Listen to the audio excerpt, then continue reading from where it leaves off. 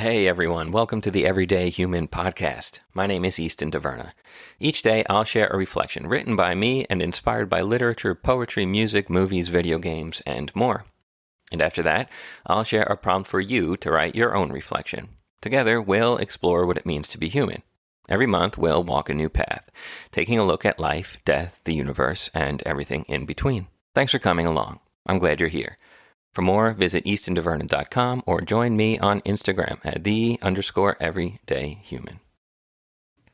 Hello everyone, it's February 2nd, though I am recording this from the past on January 31st. And we are in the midst of a snowstorm of the likes I haven't seen down here in the almost a decade that we've lived here in North Carolina.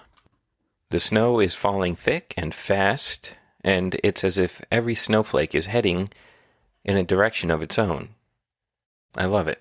So you can be sure that when I'm done recording this, or perhaps even stopping to take a break in the middle of it, that I'll be outside sledding and building snow people and throwing snowballs. And I'm going to try and get some good pictures and videos too, because it's absolutely beautiful. And today's episode is titled, "The World Lives With You." It was inspired by a quote from Pascal Mercier's Night Train to Lisbon. And Pascal Mercier, which is actually the pseudonym for Peter Bierry, was a Swiss writer and philosopher. And Night Train to Lisbon is a sort of philosophical novel, and it explores the question of life's purpose. It's introspective in its nature, and it looks at who we are, what sort of control we have over our experiences in life, and how fragile it all is. I haven't read the whole of this book, but I am looking forward to it. It's on my list, and I just loved this quote, so I had no choice but to include it for the month of February on life. All right, let's get to the quote. "We leave something of ourselves behind when we leave a place. We stay there, even though we go away, and there are things in us that we can find again only by going back there." Okay, on to my reflection inspired by that quote. Ghosts of laughing, of learning to garden and to use a shovel and a hammer, of building igloos in the winter and climbing trees in the summer, but also the phantoms of angry shouts and fearful screams, of alcohol-induced rage, broken glasses, and slammed doors. The blue spruce I planted in front of the near-century-old house with my father now stands around 50 feet tall.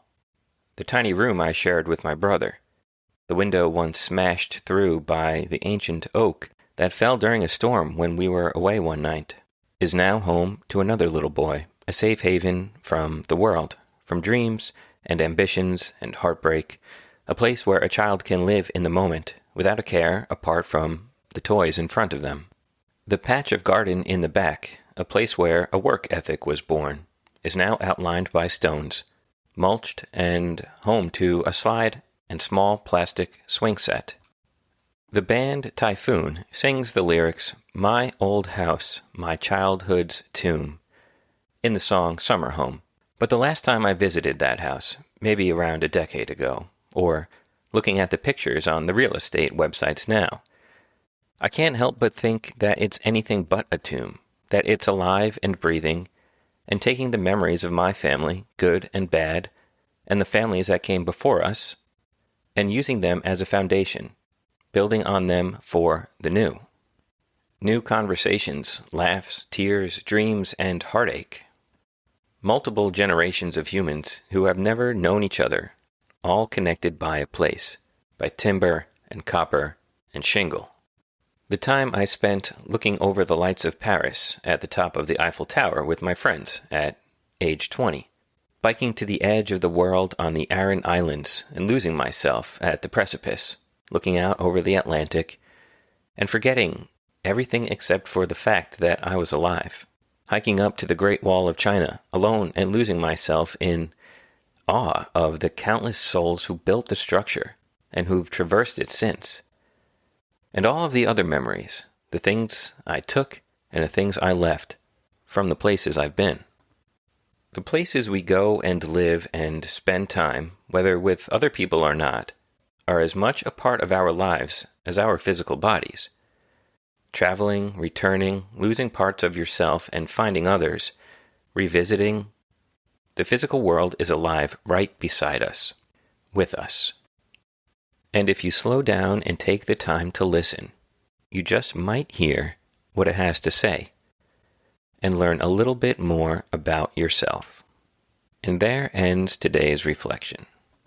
So you can go ahead and take out your journal or napkin or get in your thinking chair by the window and ask yourself this reflection question.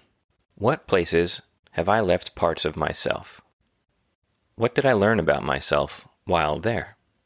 And I think the wonderful thing about this is that you don't need to be going to any grand place or monument from history.